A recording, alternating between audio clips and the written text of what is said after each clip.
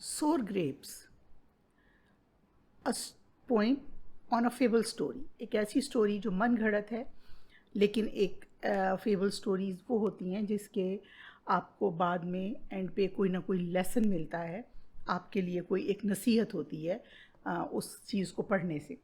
इसी तरह सोर ग्रेप्स ये भी एक फेबल स्टोरी पे बेस्ड छोटी सी पोइम है. Words to know means miserable और पुअर, यानी बेचारी, गरीब, काबिल रहम. पावर, ये पावर ही वर्ड है, उसको पोस्ट्रॉफी ई हटा दिया है.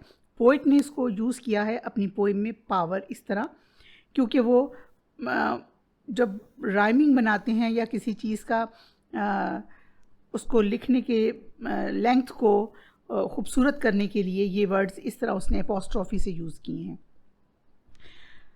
रेनॉल्ड, ये नाम है फॉक्स का इस फेबल टेल में. थ्रू, ये भी एपोस्ट्रॉफी किया है, छोटा किया उसको. इट इज़, इसको TIS लिखा है, it's. Vine, a grape plant, vine अंगूरों की बेल या अंगूरों का पौधा. A fox was trotting on one day, एक लोमड़ी एक रोज़, ट्रॉटिंग ऑन यानी लंबे लंबे कदम लेती हुई, थोड़ा सा बल खा के चलती हुई. ट्रॉटिंग ऑन वन डे, एक लोमड़ी एक दिन लहक लहक कर चलती जा रही थी. And just above his head, और उसके सर के ऊपर, he saw a wine with lovely grapes, उसने अंगूरों के का पौधा देखा जो लवली ग्रेप्स, मज़ेदार अंगूरों से भरा हुआ था. Rich, ripe and purple red, जो बहुत ज़्यादा रसीले और पर्पल रेड कलर के थे. Eager he tried to snatch the fruit, ख्वाहिश से उसने उनको नोचना चाहा या हासिल करना चाहा. But it was too high, लेकिन अफसोस ये बहुत ऊंचे थे. Poor Reynard had to give it up, poor Reynard ने इसका इरादा, फॉक्स ने इसका इरादा छोड़ दिया. And having a deep sigh, और एक ठंडी आह भरी, ही कर्ल्ड हिज नोज, उसने अपना नाक नखुवत से, जैसे कहते हैं नखुवत से नाक चढ़ाया. And said, he curled his nose and said, dear me, I would not want waste an hour, मैं इस पर एक घंटा ज़ाया नहीं कर सकता. Dear me, I would not waste an hour upon such mean and common fruit, इस सस्ते से, आम से और फल के लिए. I am sure these grapes are sour, मुझे यकीन है कि ये अंगूर खट्टे हैं. It's thus we often wish through life, ये ऐसा ही है जैसे हम अपनी ज़िंदगी से किसी चीज़ की ख्वाहिश करते हैं. व्हेन सीकिंग वेल्थ और पावर, जब हासिल करना चाहते हैं ताकत और power. And when we fail, और हम इसमें नाकाम होते हैं. से, कहते हैं, लाइक द फॉक्स, लोमड़ी की तरह. We are sure the grapes are sour, यानी हम ये कहते हैं कि ये जो चीज़ थी ये ठीक ही नहीं थी, इसीलिए हमने हासिल नहीं की. द ग्रेप्स आर सोर, अंगूर खट्टे हैं. अंगूर खट्टे हैं एक मुहावरा है जिसका मतलब ये होता है कि आपने किसी चीज़ को सिर्फ इसलिए नहीं लिया ये सोच के कि आपकी पहुंच से वो बाहर थी, लेकिन आपने उसको कह दिया कि हमने तो इसको इसलिए नहीं लिया कि ये ठीक नहीं है. अच्छा, पोइम के बाद लेसन के एंड पर, पोइम के एंड पर, अबाउट द पोइम थोड़ी सी एक्सप्लेनेशन है. The poem sour grapes is based on a fable by Aesop. Aesop यानी कोई आदमी इस कहानी को घड़ता है, बनाता है, और वो ऐसी गढ़ी हुई कहानी होती है जिसके एंड पर कोई लेसन होता है. The fables are imaginary tales और मिथ, ये तस्वराती होती हैं कहानियाँ और कहावतें. Usually these have a moral message, इनमें अक्सर एक सबक आमोज़ पैगाम होता है. Do you know any other fable, क्या आपके पास कोई और ऐसी कहावत है? In order to keep the lines, ये भी फेबल है. An apple a day keeps the doctor away. इसी तरह और बहुत सी फेबल्स हैं. आप देखिएगा उनको. In order to keep the lines, to create length, line की लेंथ को ठीक रखने के लिए the poet has used certain words instead of others. In the first line, for example, the poet says that the fox was trotting on. उसने word use किया है fox was trotting on. He does not use the word along. यानी उसने word trotting along यानी उसके साथ साथ चल रहा था नहीं, ऐसा नहीं कहा, बल्कि trotting on. The word on has only one syllable, whereas along has two. यानी वो ज़रा लंबा था और राइमिंग ख़राब होती थी, इसलिए उसने ऑन यूज़ किया. This is why the poet has also used an apostrophe instead of vowels in the words. ये हमने पहले भी डिस्कस किया. Power, it is, curled. Exercise, poem की जो हम आगे एक्सरसाइज है उसे स्टार्ट करेंगे. Understanding the poem. Answer the following question. Question A है, did the fox really want the grapes? क्या फॉक्स वाकई ग्रेप्स लेना चाहती थी? आंसर है उसका yes, the fox really did want the grapes. हाँ, फॉक्स वाकई ग्रेप्स लेना चाहती थी. He was eager and he tried to snatch them. वो इसके लिए मुश्ताक भी थी, उसमें इश्तियाक भी था लेने का, और उसने उसको नोचने की या हासिल करने की कोशिश भी की. नंबर बी क्वेश्चन है, What was so attractive about the grapes? Grapes के अंदर कौन सी चीज़ बहुत ज़्यादा अट्रैक्टिव थी? The grapes were rich, ripe and purple red. उनके अंदर जो बहुत अट्रैक्टिव वर्ड्स यूज़ किए हैं पोइम में, वो ये कहा है कि वो भरे हुए थे रस से, पके हुए थे और पर्पल रेड कलर के थे, यानी बहुत पुरकशिश थे. Question number c, which words are used to describe the grapes in the first verse? Which words are used in the third verse? पहले बंद में कौन से अल्फाज इस्तेमाल किए गए और तीसरे बंद में?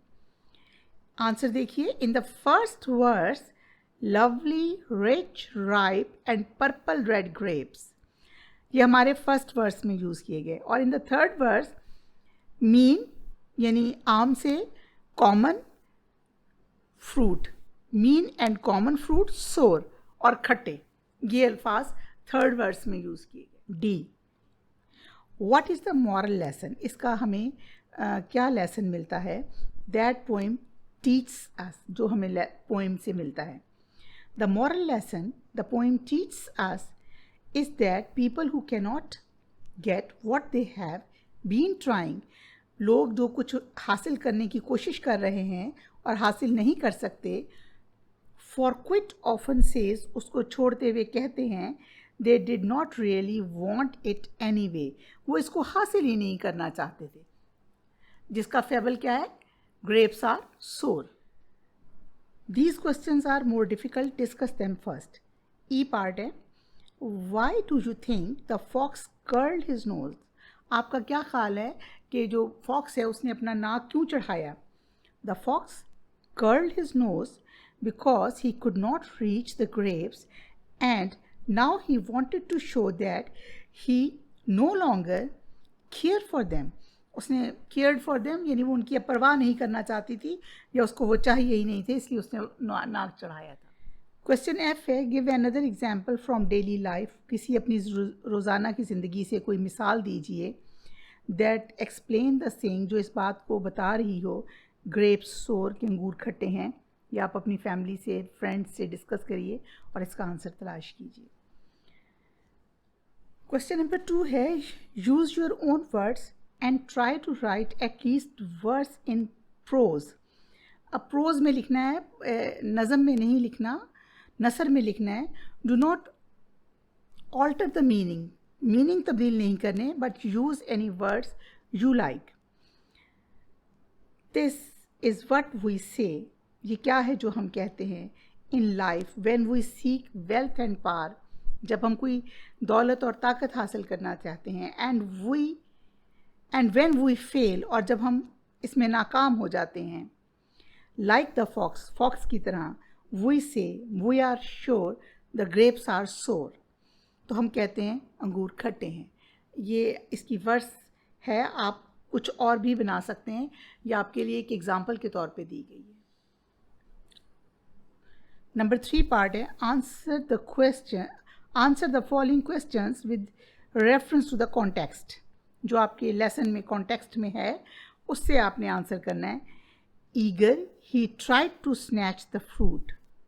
इसका क्वेश्चन है why was the fox eager. Answer the grapes were rich, ripe and purple red, so the fox was eager to reach them.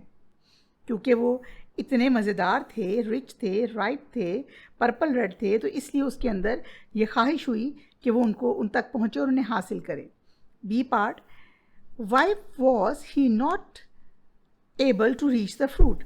The bunch of grapes was just above his head but too high for him to reach. लेकिन ये बहुत ऊंचे थे उसके लिए, वहाँ तक पहुँचने के लिए, बेशक वो उसके सर के ऊपर थे, इसलिए वो वहाँ तक ना पहुँच सकी।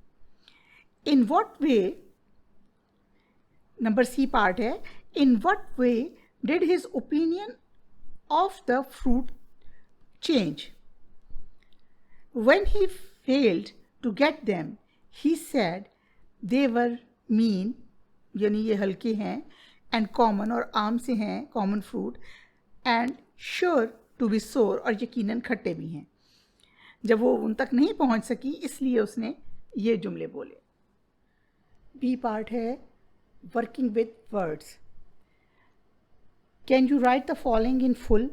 ये हमारे अपोस्ट्रॉफीज के साथ कॉन्ट्रैक्ट करके लिखे में, he'll he will, hasn't has not, that'll that will, you will, doesn't, does not, I'd, I would और I had, दोनों के लिए I'd ऐसे यूज़ किया जाता है।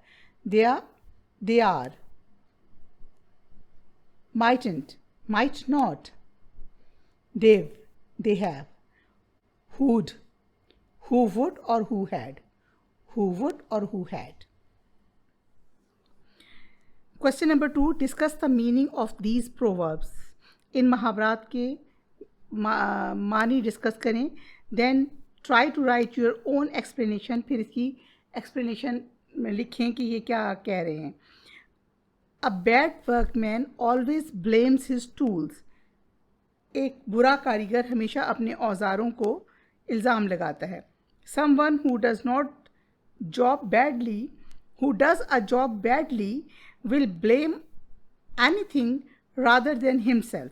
वो किसी भी और चीज़ को ब्लेम दे देता है अपने अलावा, जिसको हम उर्दू में इसके लिए मुहावरा है नाच न जाने आंगन टेढ़ा, कि उसको डांस नहीं करना आ रहा और वो कह रही है कि सेहन जो है, आंगन जो है वो थोड़ा सा टेढ़ा है, वरना मैं बहुत अच्छा डांस कर सकती हूँ। Number 2, barking dogs seldom bite. जो गरजते हैं वो बरसते नहीं। Those who make a lot of noise and fuss. जो बहुत शोर मचाते हैं और लड़ाई फस पैदा करते हैं, will seldom do you real harm. C, cross the stream where it is shallowest. नदी को वहाँ से पार करना जहाँ से वो सबसे कम गहरी है। Choose the easiest way to do something. किसी चीज़ को करने के लिए सबसे आसान तरीका इख्तियार करना, rather than the hard way. Do not put all your eggs in one basket. Spread things around so that if something happens to one part, the other are safe। यानी चीज़ों को ऐसे रखा जाए कि अगर एक चीज़ आपसे खो भी जाए या ख़राब भी हो जाए तो उसके बाकी हिस्से या बाकी चीज़ें जो आपके पास हैं वो मौजूद रहें। Question number C, learning about subject, object and predicate. ये 3 पार्ट्स होते हैं। Subject, object and predicates are 3 different components of sentence. अगर हम इसको ब्रेकअप करें तो हु और व्हाट, कौन और क्या, ये सब्जेक्ट हैं, और प्रेडिकेट इज़ अ वर्ब और ऑब्जेक्ट इज़ अ नाउन। तो यहाँ हमने क्या करना है, underline the subject in the following sentences. Remember that the subject is a performer of an action, यानी जो काम कर रहा है किसी चीज़ के ऊपर, जो कोई भी चीज़ एक्शन कर रही है, एक्शन इज अ वर्ब, और जो काम कर रही है चीज़ वो क्या है, subject. The boy climb the mountain, इसमें द बॉय जो है वो आपका सब्जेक्ट है, आपने सिर्फ अंडरलाइन करना है सब्जेक्ट को, और इसमें जो काम है वो प्रेडिकेट है, वो क्या है, क्लाइंबिंग, ये प्रेडिकेट है। माउंटेन जो है वो आपका ऑब्जेक्ट है, लेकिन आपने यहाँ पर सिर्फ सब्जेक्ट अंडरलाइन करना है। The boy climbed the mountain, mountain object है, क्लाइंब्ड आपका प्रेडिकेट है, बॉय आपका सब्जेक्ट है, लेकिन हम सिर्फ सब्जेक्ट पे रहेंगे। ए, द बॉय, इसको अंडरलाइन कर लीजिए। The beautiful girl sang a half an hour, for half an hour. The beautiful girl जो है आपका सब्जेक्ट है।